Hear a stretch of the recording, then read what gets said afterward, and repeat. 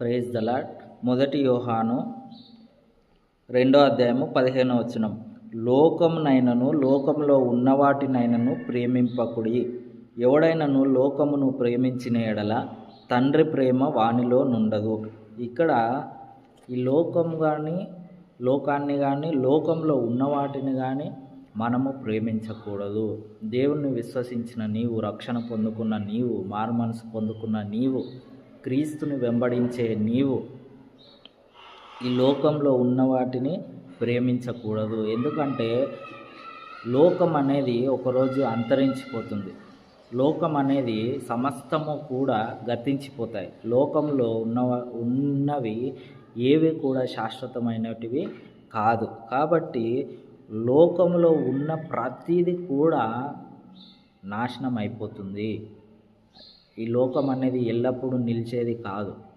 మనుష్యుడు ఎల్లప్పుడూ జీవించేవాడు కాదు. మనిషికి మరణం తప్పనిసరి. కాబట్టి లోకంలో ఉన్న ప్రతి ఒక్కటి కూడా నశించిపోతుంది, గతించిపోతుంది. కాబట్టి లోకాన్ని ఎక్కువగా ప్రేమించదు. నాకు ఈ వస్తువు కావాలి, లేకపోతే మంచి మొబైల్ కావాలి, లేకపోతే మంచి డ్రెస్ కావాలి, వాటన్నిటిని కూడా ఒక లగ్జరీ లైఫ్ జీవించాలని, లేకపోతే నేను అనుకున్నది నాకు కావాలని ఈ లోకంలో అన్నిటివి కూడా గతించిపోతాయి.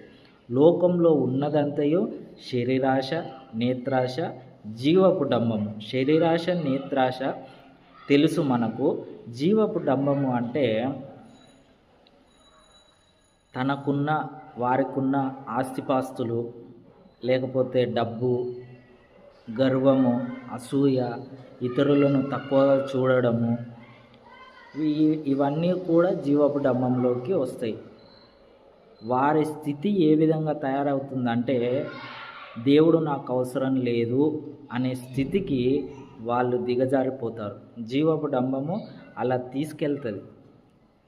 కాబట్టి ఈ మూడు మనము వదిలేసుకోవాలి. ఈ లోకంలో ఉన్నదంతయు సర్వనాశనం అవుతుంది. ఆ మొత్తం కూడా గతించిపోతాయి.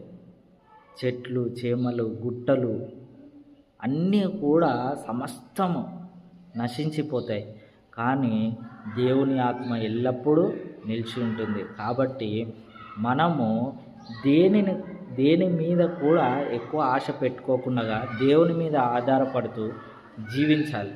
దేవుని మీద విశ్వాసంతో జీవించాలి. అలా జీవించినట్లయితే తండ్రి ప్రేమ వానిలో నిలిచి ఉండి వీటన్నిటిపైన కూడా మనము ఆశించము.